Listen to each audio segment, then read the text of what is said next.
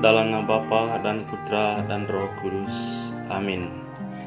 Ya Tuhan Yesus, Engkau memerintahkan kami untuk mengasihi sesama, baik kawan maupun musuh, seperti kami mengasihi diri kami sendiri. Berkatilah mereka yang memusuhi kami, yang saat ini menyakiti kami, agar mereka sadar dan berubah, agar mereka bisa mengganti benci dengan cinta, mengganti kasar dengan kelembutan, mengganti amarah dengan kesabaran. Kami serahkan mereka ke dalam berkat Kudus-Mu, kini dan sepanjang segala masa. Amin. Bacaan Injil hari ini. Tuhan sertamu dan sertamu juga. Inilah Injil Yesus Kristus menurut Matius. Dimuliakanlah Tuhan.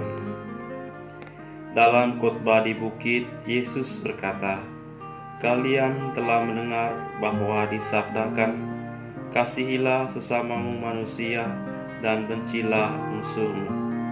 Tetapi aku berkata kepadamu, kasihilah musuh-musuhmu dan berdoalah bagi mereka yang menganiaya kalian.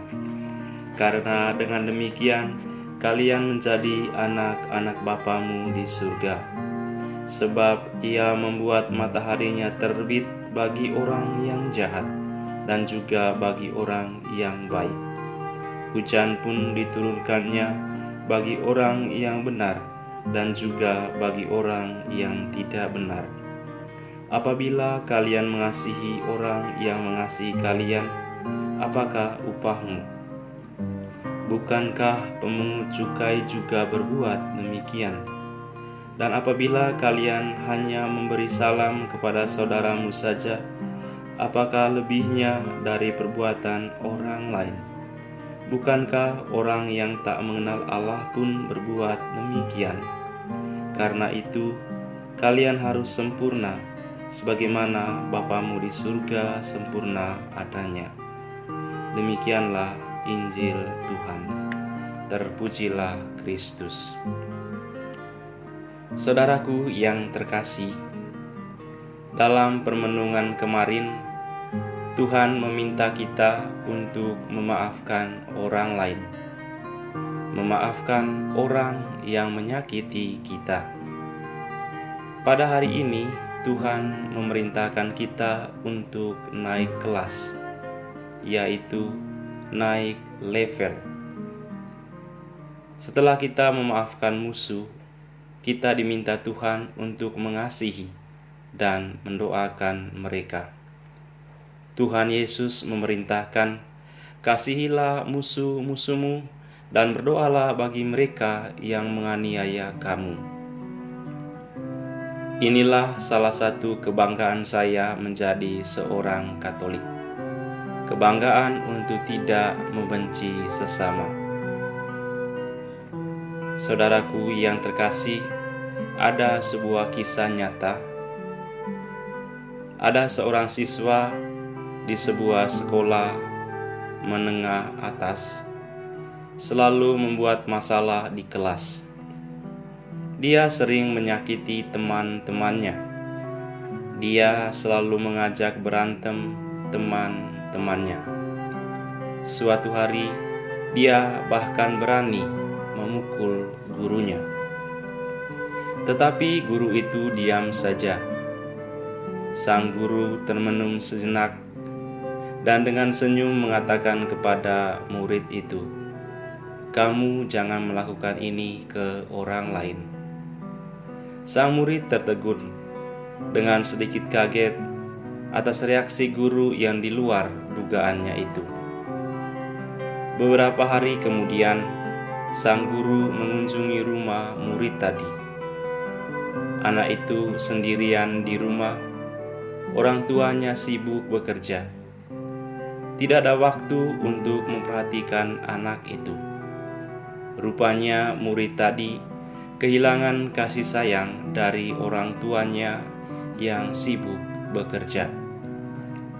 Sejak saat itu, murid tadi berada dalam bimbingan sang guru. perubahan pada murid tadi sedikit demi sedikit terjadi. Dia mulai duduk dengan tenang di dalam kelas. Tak pernah lagi berantem dengan teman-temannya.